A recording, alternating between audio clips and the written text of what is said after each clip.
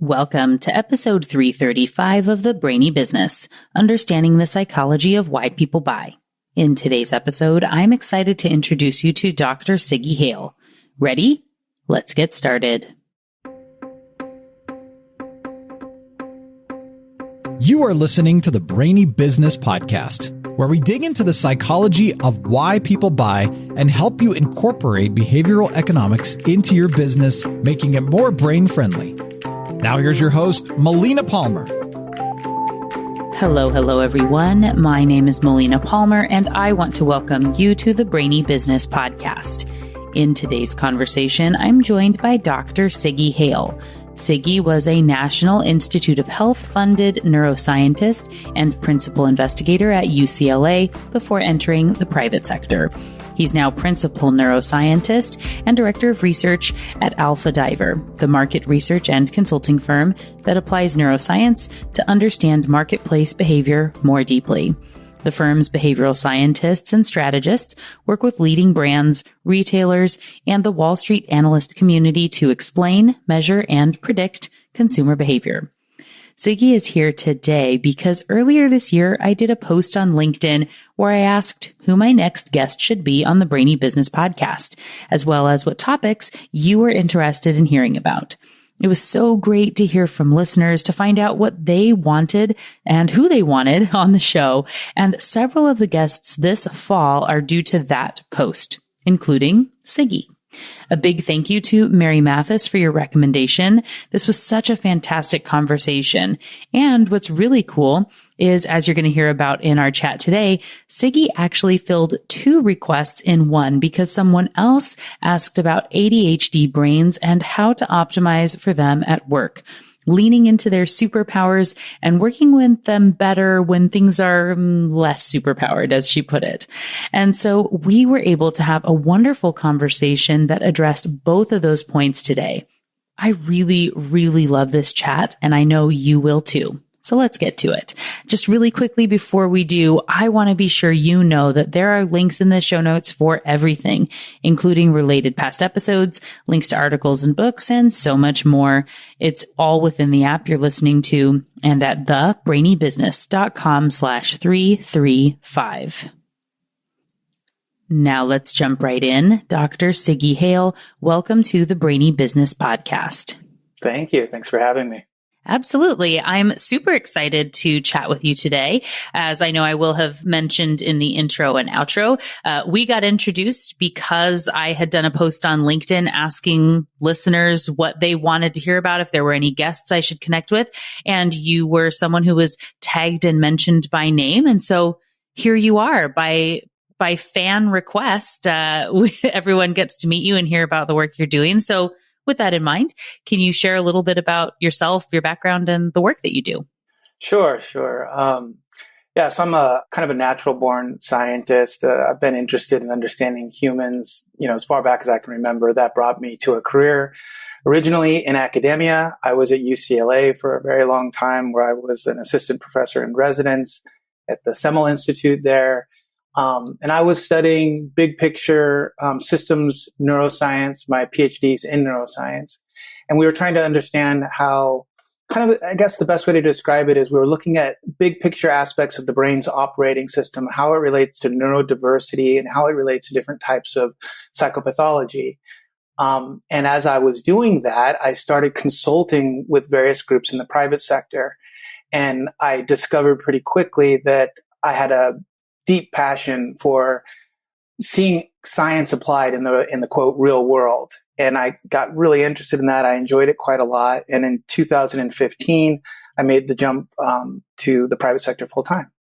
And the rest is history. I've been working to bring science to life out in the quote real world. Well, you're definitely in good company with people that like to see, I talk about bringing things out of academia and into application, right? Want everybody to know these things and use them in a responsible way as well. Cause that's, sometimes you read a research paper or something gets hyped and it's not quite the way that we would want to apply it. So having deeper understanding throughout business, I think is really important. So definitely can see why you were recommended as a fit of someone to talk to on the show. when you say that you started doing some consulting, in that private sector and then being there full time, like what type of consulting, knowing, obviously can't always talk about everything, but what type of projects were you brought in on, and what type of work do you do now? Yeah, there's a lot of different types of projects, actually, from tech development things, had to do with the development of EEG-based products, some cognitive training tools for ADHD. But really where I landed more definitively was in this group that I now work with out here in Cincinnati. We're now called Alpha Diver.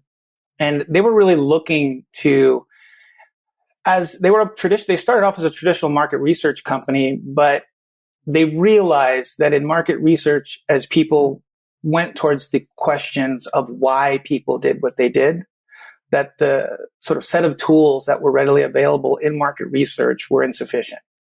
And so the president of this company was essentially on the hunt for like additional ways to be able to get at that, these kind of deeper whys. And the why is a very different question than the what, as you know. Like that's doable. Like with very limited sort of set of tools, you can track what people are doing, even what they're saying and what they're thinking to some extent.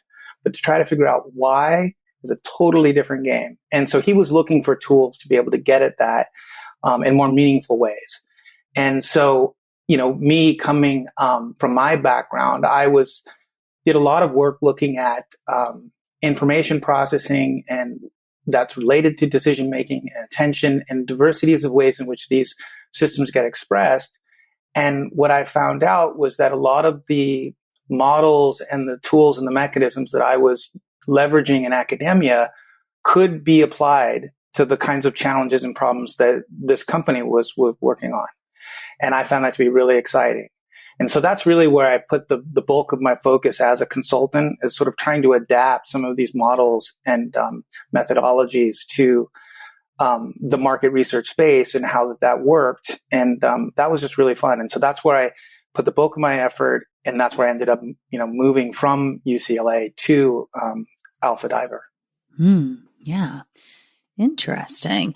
And I know that I had mentioned to you that in the same post where I asked for all the insights of what people would want to hear about, people they would want to hear from, that someone else had asked about something that was related to what it turns out you have some expertise in.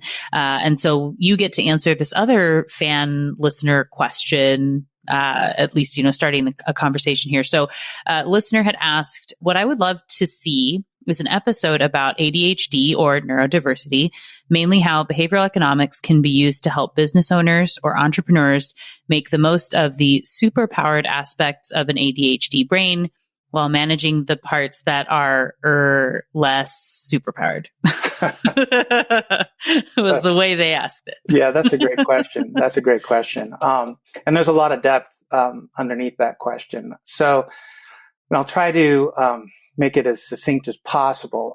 But in order to get at that question, we have to kind of consider some important things about the way that the brain works that are also very much relevant to the work that I'm doing, looking at decision-making psychology and looking at the whys behind what people do.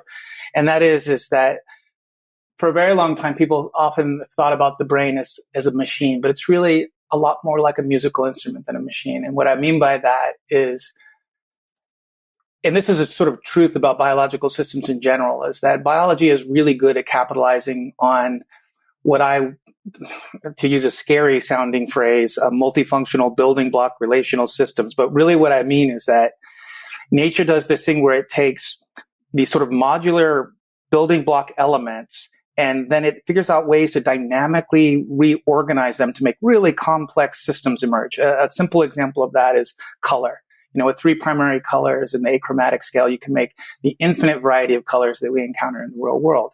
And so similarly, the brain works like this. And what that means is that it's combining all of these different modular elements in these functionally emergent ways to create these different abilities. And so it's not just whether a brain, like a machine, is broken or it's working. It's whether or not we are actualizing these emergent states in a way that brings out these different potentials that we have. And so this is a really important thing to think about with regards to ADHD and the story of neurodiversity and neuroevolution.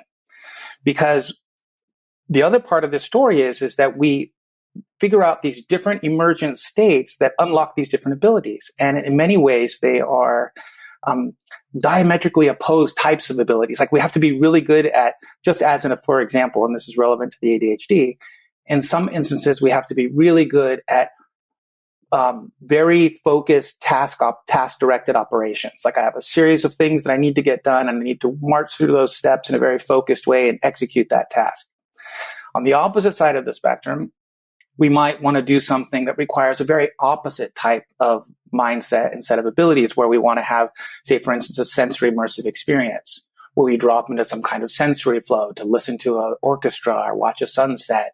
Or even a bit further out, we might be, say, from an evolutionary perspective, you might imagine a society where there's certain people who are running the task operations kind of in the middle of the society. And then you have people who are sort of in charge with kind of guarding the perimeter. And to guard the perimeter, you have to have a very different type of brain state where that allows you to sort of scan lots of things very quickly, process lots of information with a kind of wide attentional orientation, and react very quickly. And these are very different ways in which the brain organizes itself to actualize those different kinds of abilities. And humans vary with respect to their tendency to orient towards these different brain state orientations. And so the story of ADHD is very much tied to the story of our species learning to orchestrate these different potentials in different ways across individuals, because we need people to do these different kinds of actions and behaviors. And so the ADHD brain is sort of classically defined as having sort of limited ability to do this task-focused type of behavior. But it's not just an absence. There's a counterweight to that. And the counterweight to that is it ends up being very good at these distributed attention, sensory immersive kinds of orientations and behaviors. And there's a whole slew of cognitive abilities and potentials that come with that type of brain state orientation. And one of the things that, when I was doing my research at UCLA, we were developing systems neuroscience models about how the brain works in general, but we were using ADHD to sort of demonstrate some of the principles and some of the ideas. And one of the things that I was perpetually sort of impressed by is this balance, in that ADHD wasn't just a deficit, but it was a variation in how these brain systems were being orchestrated, and that along with that, there were all these benefits. So that could lead us to a conversation about, okay, so what is the ADHD brain very, very good at? And what kinds of cognitive abilities are associated with being in that type of a brain state? But before I'll go forward, I'll pause if you have any thoughts or questions. No, I will have some follow-up questions as we continue potentially of the applying it, but I think you're getting there. So I'm going to let you keep going. I love it. I think it's really fascinating. So yeah. Yeah, and another way to think about this is using like a sports analogy, right? Like there are certain people who really love to play offense. I don't know if you play soccer, like there are people who are strikers, and then you have defense. And defense is all about read and react. Like you have to sort of scan the field and react spontaneously. I was a defender. Yep. Yeah, I already knew that because of your purple brain. Yeah. Purple is, that's a whole other story there. No, finish. Okay, purple is what? It's very interesting that, going back to this, and this ties, we're sort of jumping around now, but tying to this idea of asking people to tell you why they like things is very, if you ask someone, what's your favorite color? And say, oh, I love purple. You say, why? The chance of them being able to actually tell you why is near zero. Right. Because there are actually physiological phenomenon under the hood that are associated with why we like certain color frequencies, because color actually bears on our level of physiological arousal. And there's reasons across individuals why they like certain interactions with certain colors, because it's impacting our physiology in certain ways. And anyways, this is totally hypothetical, but I have theories building in my work that purple is a color that people who tend to like these more sensory immersive, more ADHD side of the continuum types of processing states tend to also like purple. But that's a whole other thing. We have a bunch of data on that. It's sort of a skunkworks part of some of the work that we're doing.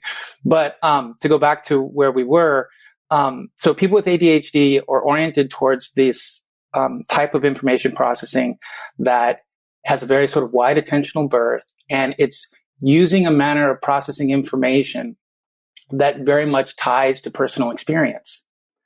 And this goes into the decision-making work. So when we are making decisions, we can use these different systems that have evolved over time. You can think of them roughly as our instincts give us an impression about something that can help us make a decision. Our personal experience can guide us in deciding what something is and what we should do about it. We call that episodic knowledge. Then we have the sort of system of knowledge that's associated with language, which we would call semantic knowledge. And that's where all of our social consensus sort of ideas about the world and reality that are contained in language would play out. And then we have a capacity for rational thought, right? And so all of these systems give us a vantage by which we can interpret what something is and what it does for us, or what we should do about it. And what's interesting is that they all function in parallel, and how we orchestrate their relative influence on our experience moment to moment is a really big predictor as to the nature of our decision making. So are you in a state that's really emphasizing your instincts? Are you in a state that's really emphasizing your personal experience? Are you in a state that's really emphasizing sort of socialized view of the world? Are you in a state that's really emphasizing some kind of rational thought process that's unfolding? And if you really want to understand decision making, you can't really do it unless you understand how those different mechanisms are being orchestrated. So the ADHD brain is more inclined towards either the sort of instinctual process or the personal experience process. And when you're making decisions based on episodic knowledge, personal experience, what you're essentially doing is mapping the world onto the things that are in your episodic memory. So you're sort of saying, how does this relate to something that's happened to me? It's also a mechanism of empathy. It's like a very potent way in which we come to make things feel familiar. We familiarize the world. And it turns out that the process of experiencing the world in that way also produces a different kinds of information processing that's much more sensory immersive. You could think of it as more high definition, much more inclined to kind of sensory wandering. And that relates to an ability to have what we might think of as one more self-transcendent, more empathy type of experiences. And one of the interesting things that came out of our work at UCLA, we were doing a very large family-based genetic study. We had a few different measures that got at this, that it was a construct we called self-transcendence. And the ADHD adults in our study were off the chart on it, as compared to people that weren't classified as ADHD, which fits with this sort of narrative that I'm describing. And so, and now with a little bit of conjecture, I would say that manner of engaging the world that's using your instincts and your sort of direct personal experience to familiarize things and get a bead on what they are and what they mean and how you should react to them. And if you're using that system, that lends itself to more diffuse, sort of creative, more flexible types of thinking. So more flow state type of processes. Everybody experiences this to some extent. Like say anybody who goes on vacation in their entirely novel environment, they tend to shift towards this kind of a processing state because everything is hyper novel.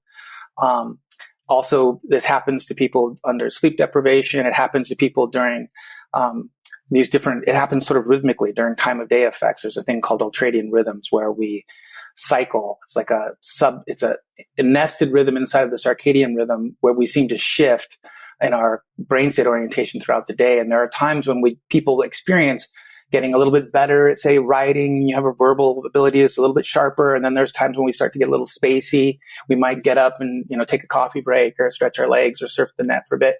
But there are these biorhythms that are shifting the relative expression of these states. And in any case, when we shift towards this brain state orientation that is more ADHD-like, that emphasizes these other systems to a greater extent, our capacity for detail, empathy, creative, fluid thinking, all those kinds of things, I expect to go up. And to give you an example of why that might be more concrete, imagine like a very, I don't know, like a decorative coffee cup of some sort that has a lot of like aesthetic artistry to it. Like maybe it's like a handcrafted coffee mug. For the most part, you're just engaging with that in the course of some kind of task-oriented mindset. Like you're in the process of working, you're doing so, you just grab your coffee cup and drink out of it. It's optimum under those circumstances to process that stimuli with the minimal amount of detail needed to identify that's my coffee cup, to be able to pick it up and drink from it, right? And so your brain under that task-oriented state is sampling the world almost like in a kind of stick figure kind of outline drawing kind of way. It's just getting contours, just getting edges and identifying that's the thing that I'm looking for and I'm using it. Now imagine how different you could process that stimuli. Say, for instance, if you were an artist painting a still life portrait of that coffee cup.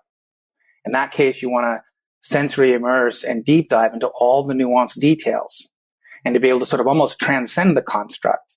And you'll probably start to experience tangential associate ideas that might get triggered by contours and shape and aesthetic features of it and whatnot. Your mind starts to go on all these different trajectories of thought and associated things can unfold. So they're really entirely different ways in which you can engage with the world around you. And what's underappreciated about humans in general, and even most rank and file neuroscientists, is this aspect of the nervous system that how it works is a function of how we use it to a much greater extent than is understood. And given neurodiversity, there are tendencies within people in our population to use it in certain ways.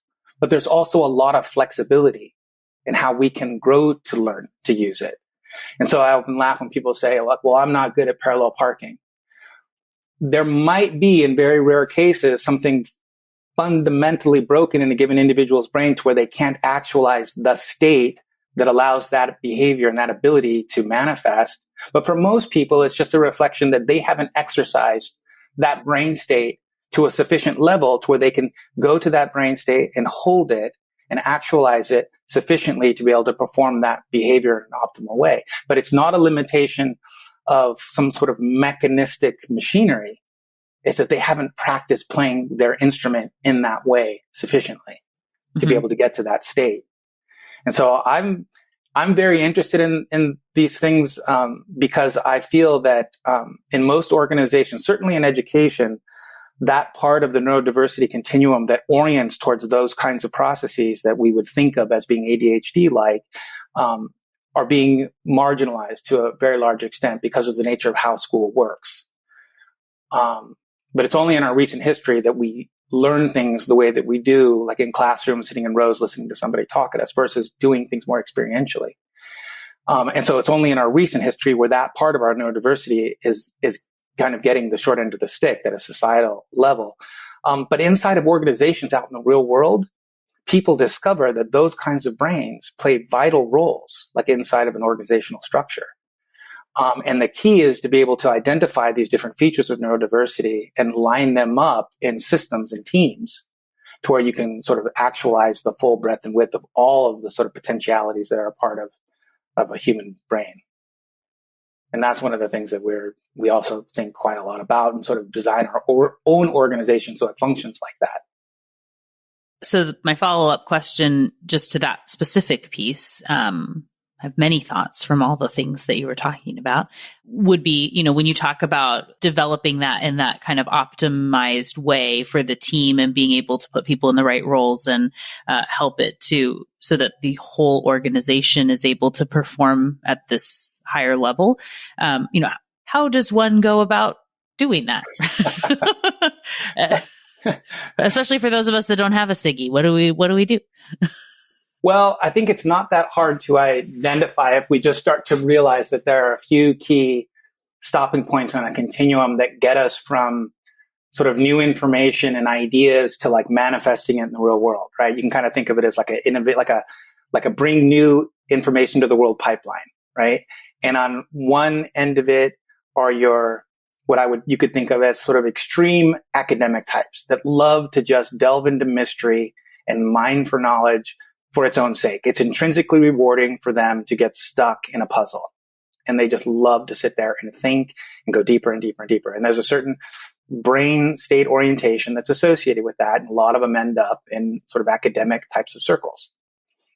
So that's at one end. And they're really good at sort of finding new pieces of information. At the very other end of the continuum, well, I'll actually start on one end of the continuum. So like next to the person who's really academic and is just finding new information, kind of hunting for new knowledge type of person, there's a step in from that are people who then love to invent things. They love to take new piece of information and go, let me innovate something with this. What if we took this and we did that and we made it like this and da da da da da da da. That's a next sort of rung out on the kind of neurodiversity scale that I'm describing. So you have like the people that find the new information and the person that envision kind of exciting new things to do with that information, sort of the inventors in a way. But in order for those inventors to actually get anywhere near close to manifesting something in the real world, you need this kind of person who, for lack of a better word, I would call a charger. And these are these kinds of people who they enjoy the heck out of moving the ball down the field. Like they want to see the ball move down the field. And they would be the last person on the planet who would want to just go down a rabbit hole and study something just for the sake of like studying it. Their whole sense of control, the way that their brain is working. I didn't mention earlier, but these different systems that we use for decision making, what they're really trying to do is give us a sense of control. Like decision making is a mechanism of saying, I'm going to make a prediction about the world that's going to be more helpful for me than hurtful. Right. And so these different modes that we go into are leveraging these different systems to different degrees with the intended purpose of making a good prediction about the world that gives me some sense of control. And so for the academic person, discovering new information and their manner of functioning gives them a sense of control to be able to sort of solve these mysteries. For the inventor, being able to create new things provides that. For the charger type of person, being able to kind of take something and push it forward and to be able to make things happen and like bring them into the world. And they have a very kind of fast and I would say shallow, but I don't mean that negatively, but they don't sweat the details because the details aren't practical if you're trying to break something new into the world. Like you're trying to get people to buy onto something, you're trying to manifest something. You got to get a lot of kind of forward manifest energy going behind it, and get people to adopt it and break it into kind of like new social norms and get it to be acculturated. And then once that's there, you need people to kind of manage in-place systems who are really good and love orchestrating and managing systems. And so you can kind of look at people in your organization and kind of think, okay, this guy's a super academic who just likes to solve mysteries. This person really likes to just have creative ideas and think of things, but left to their own devices probably wouldn't do anything with them. They'd just be like an idea machine, like all day long. And then you have the people that just love to make things happen, like these charger types who don't sweat the details.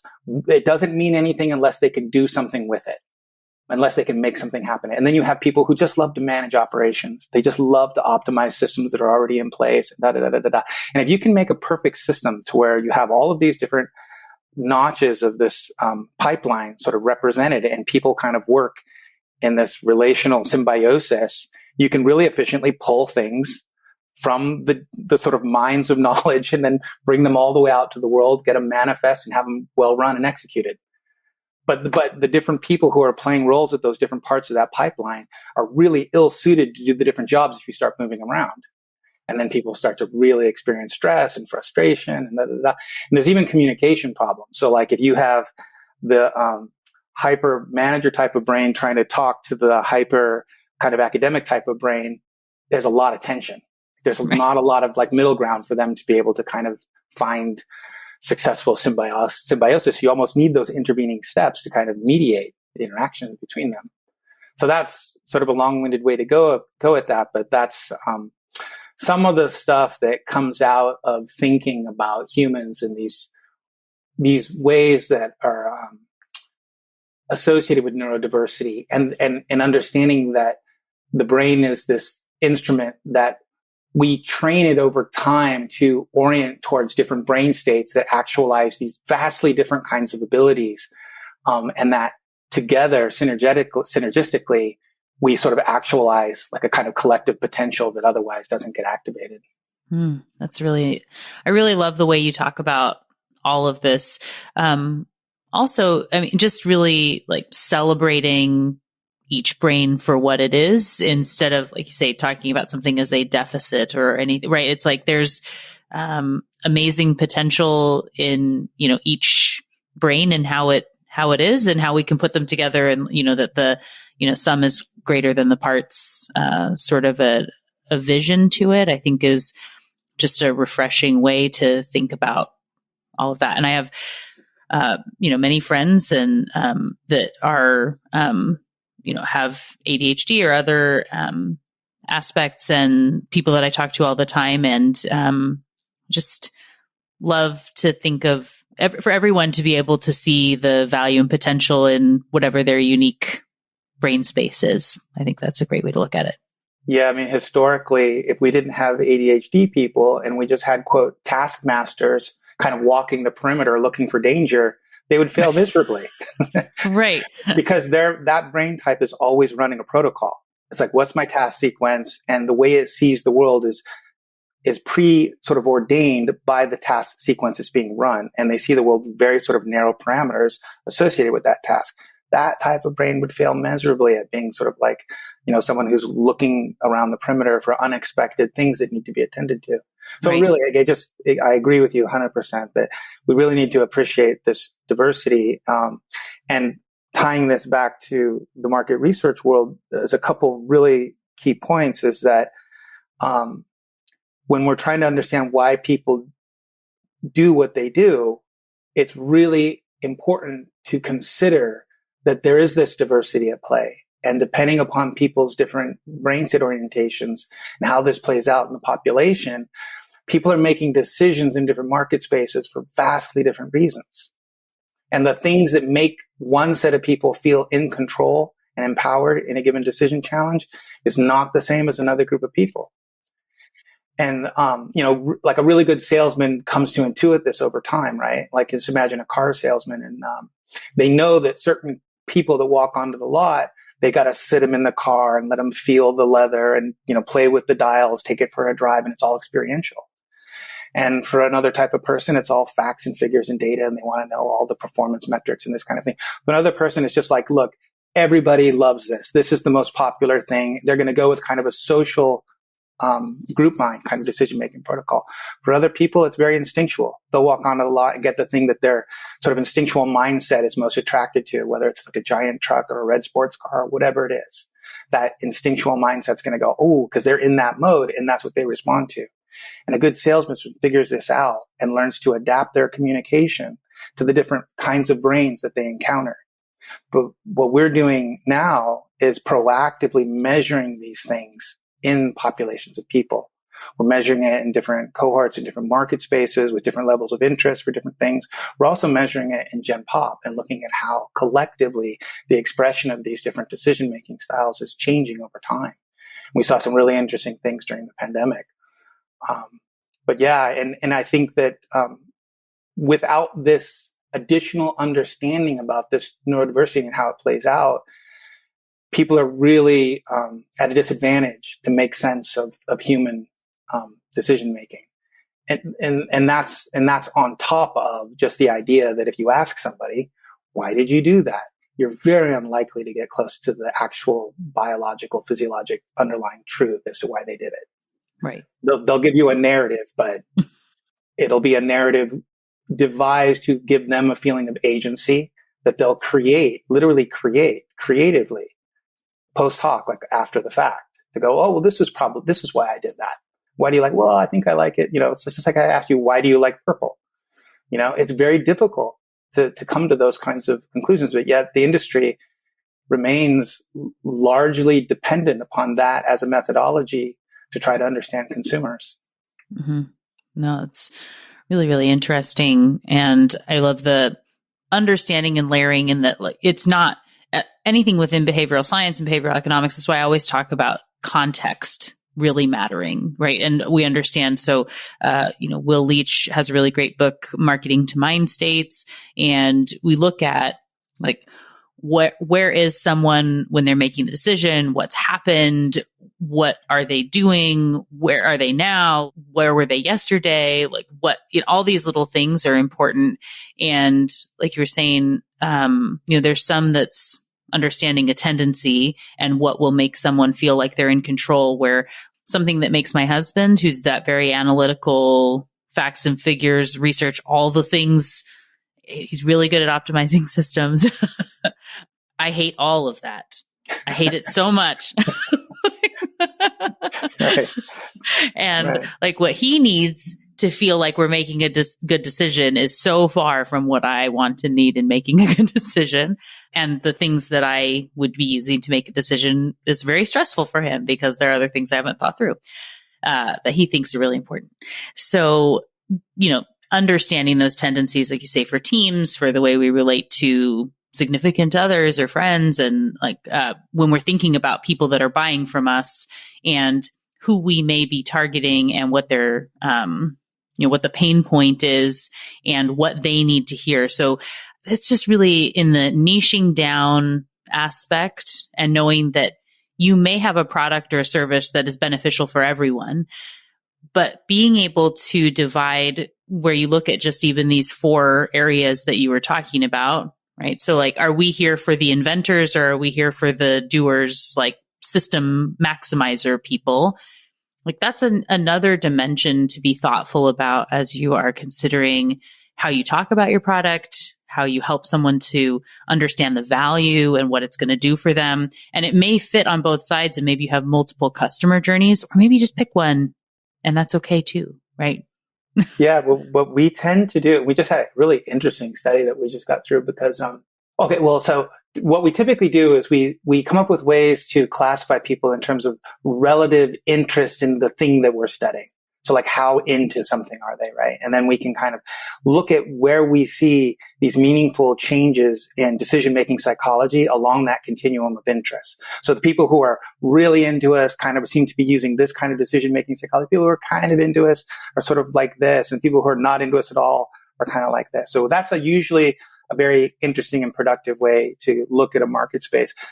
And what we find is, like you were saying, the situation matters, right? So we measure the expression of these decision-making psychological phenomenon in relation to people's sort of sense of their core personality in the course of their sense of their daily life, and then in the specific situation that we're looking at, like in a given marketplace. So we try to see how they transition this decision-making, how they may transition, how they express decision-making in this specific circumstance against their daily life. And is it different? And we usually see some differences, and we see that a given situation will push people a little bit, but we also see that a lot of times the way people are sort of persist, in a given context, because the context isn't that provocative. We just did a study that works in a context that is extremely provocative, and it sort of harmonized everybody's decision-making style. And you could think of like a simple example of this would be, we all kind of have very similar brain states when we're doing our taxes. If you're doing your own taxes and you're sitting down doing a bunch of math, or we'll all have similar brain states if we're deep into the throes of watching a sunset or listening to a beautiful piece of music, if we can successfully get there, right? Some people can get to that brain state in a second. Some people might take a few margaritas on vacation to get there. But the point is that there are certain things under which the way in which these systems are being orchestrated sort of harmonizes, like species-wide to some extent. Another example would obviously be like a real fight or flight type of circumstance, like a real dangerous situation, like you're getting mugged in an alley or something like that. And that was a really interesting finding to like think through and to look at as we were doing this work. Yeah, interesting when you think about advertising when you're not in the mindset versus when you're actually in the moment, like how that all kind of changes. But we don't need to go down that. Well, we actually have thought about that. And one of the things we do is we try to look at the type of mindset that people associate with the different social media venues that they engage with. And so the idea, just as you are, I think, intuiting, was that if you have a consumer that orient towards your product space with a certain decision-making style, and so you kind of know, okay, so this is this kind of person. If we want to really resonate and align with their psychology, we need to sort of approach them in this way. And then we can identify certain digital media, social media environments where their mindset is most likely to be resonant in that state. Interesting. We can also sort of identify like where you can optimally speak to them where you're likely to meet them in the optimal mindset. Cool. Very, very cool. I have one follow-up question from the ADHD piece and from optimizing the team, and specifically looking at, so entrepreneur and small business owner, because I know that was a piece of the question that was asked. So, you're talking about how you can optimize when you have a team and you can kind of put people in the right spaces to help the sum be greater than the parts. And if you're a solopreneur and it's you, like, what sort of advice do you have to kind of optimize what your role is, and, knowing if you do have ADHD or tendencies, how they might best proceed? Yeah, I mean, that's being able to understand your own strengths with regards to these sort of neurodiversity landscape is really important, because then you're like, okay, this is where I'm most in my stride. This is where I'm most comfortable. This is what I'm really good at. And then you go, these other things I struggle with. And so it's a matter of understanding up front, like, where your weaknesses are, and then creating mechanisms to buffer against those weaknesses, whether that's, other people that you can bring on to give guidance under certain, there's so many different pieces of technology, different services that are available that allow us to kind of outsource different aspects of these potentialities. A lot of times, I was thinking about this when you were talking about you and your husband. One of the things we found is that people we did this big family study again, and it always seemed to be the case that it made me think that coupling and long-term coupling was somehow associated with brain training, because you always saw these symbiotic brain function dynamics, where you had one person who goes on vacation and they have like the to-do list and the itinerary and the tour book all, marked with everything they want to do. And the other person just wants to wake up and wander around and bump into things and kind of just explore and that kind of a thing.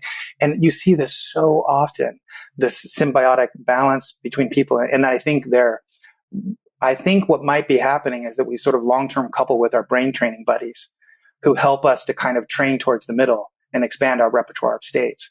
So long-winded answer, but the idea is to know where you're strong, and then to figure out how to buffer against those weaknesses, either through external resources, technology, and or incrementally bringing up your own capacity in those spaces. As a neuroscientist, I was before that like a musician and was really into that space. And I could see over the many years that I transitioned from being a musician to being a neuroscientist, like professionally, that the job requirements of doing large scale complex studies in large populations of people really over the years, I mean, I'm like 20 some odd plus years, has dramatically improved my ability to actualize those other states that were more foreign to me during my younger years. So we're not locked in a box. We can change. It does take time. So I think all of those things come into play. It's like knowing where you are, figuring out how to fill in the gaps with technology, resources, and people. And then also giving yourself permission to say, I'm going to work towards actualizing those other aspects of my potential. And there are definitive brain states that you can get to and start to recognize. And like, you can feel them every now and, like, say, if you're not good at like a task-oriented brain state, when you do have those moments where you do sort of hit your stride in that, and you self-reflect on it, pay attention to it, familiarize yourself with those states, learn what it feels like, and practice going back there. So people can evolve their own capacities. I really believe that. In most cases, it's very rare that people have some hardwired actual insult to their nervous system that limits their potential. Most of the variability we see on what we call dimensionally defined sort of abilities, like we've been discussing, and also psychopathologies, it's all just how you're using the instrument. It's not hardwired limitations. Fascinating. I know that for me, some of what you're talking about, I will tell my husband, so, he's the to-do list of the trip, and I'm the, I say, I just need to exist. Like, I want to just exist in the space for a while. Like, that's kind of, I don't only want that all of the time, but especially when it's like too much of the check in the box sort of life, I need to be able to just be for a while. And that's like when I'm writing books and working on big strategy stuff, I end up like, I rent a house and go, and it's just me, and there aren't alarms, and there's nothing, like I can, when I feel like I'm ready to be doing some thinking, I can go for a walk, or I could, I have all that flexibility versus being like hampered by calls and things, but I separate that time out to really optimize it. And then I can be coming back and then be in a different place where I'm doing the things instead of like living within the things. Yeah. That's kind of what I was trying to get at, is this idea of understanding that you have to undergo state transitions to actualize these different aspects of potential, and then learn to consciously undergo those state transitions. Don't be hard on yourself for not being a good taskmaster whilst you're in your creative innovation mindset. Realize that like, I'm in this mode now, so I'm going to have these set of abilities.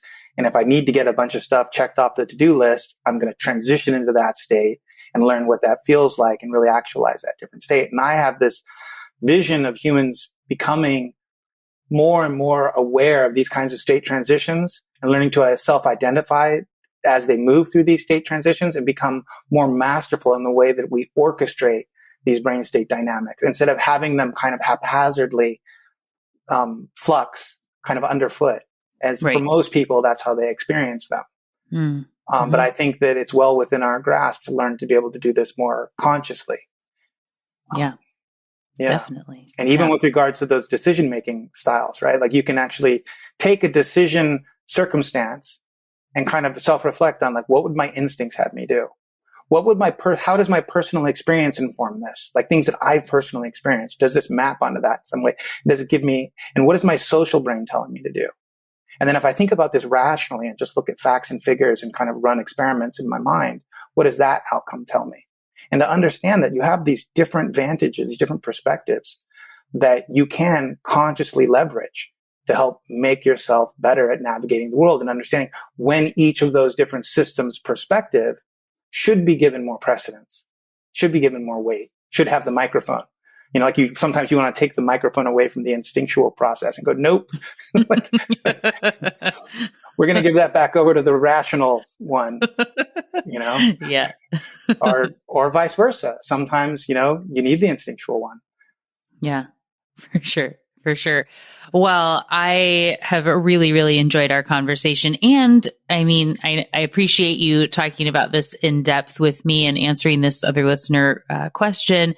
And I think it was just really fascinating. I think a lot of people are really going to enjoy and get really great value out of the conversation.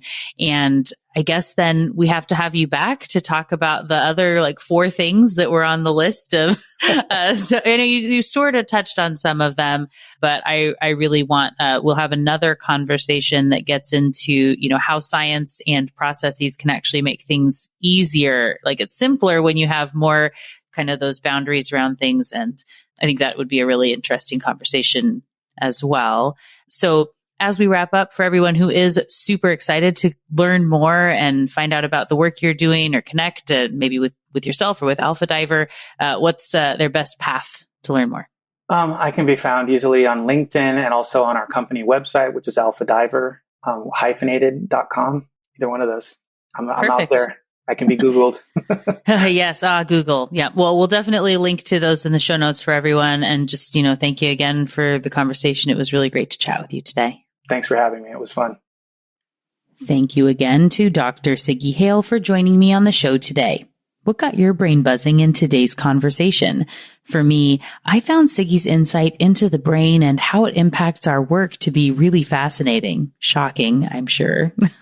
As you heard me say in the conversation, I love the way he's looking at the benefits and ways for optimizing our natural tendencies instead of saying anyone is at a deficit. We all have great potential, and looking at these 4 types of brains and their natural tendencies is a really cool way to build teams and look for your own superpowers, as well as where you may want to find support if something is outside your natural style. When we find roles and tasks that align with our brains, things just work better. Sigi and I had a little extended conversation after stopping the recording where we discussed personality tests and strengths finders and disc profiles and all of that, and how they have sort of naturally realized in many cases 4 types or dimensions that are very similar to what neuroscience is finding now, which is pretty cool. We also talked more about color and the brain, a conversation I think I should have him back to talk about more. Maybe both of those things? Something else? What do you think? What would you like to hear more about? Either of these topics? Come let me know on social media. You can find me as The Brainy Biz pretty much everywhere and as Melina Palmer on LinkedIn. And as I said earlier, Sigi's here today because a listener recommended I bring him on for a conversation. The show is for you after all. So if you have recommendations or requests, please share them with me. There are so many fascinating people out there. I definitely don't know them all. And I would love to hear who you want me to talk to or what topics you want me to dig in on in solo episodes. There are so many opportunities. So please let me know what you want to learn about. Again, The Brainy Biz is the best way to find me, and as Melina Palmer on LinkedIn. There are, of course, links in the show notes so you can connect with myself and Sigi, as well as find related past episodes, books, and more. It's all waiting for you in the app you're listening to and at thebrainybusiness.com/335. And thank you again to Dr. Sigi Hale for joining me on the show today. It was a delight to chat with and learn from you. Join me Tuesday for another brainy episode of the Brainy Business Podcast. It's going to be a lot of fun. You won't want to miss it. Until then, thanks again for listening and learning with me. And remember to be thoughtful. Thank you for listening to the Brainy Business Podcast.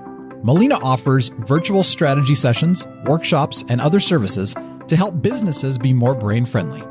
For more free resources, visit thebrainybusiness.com.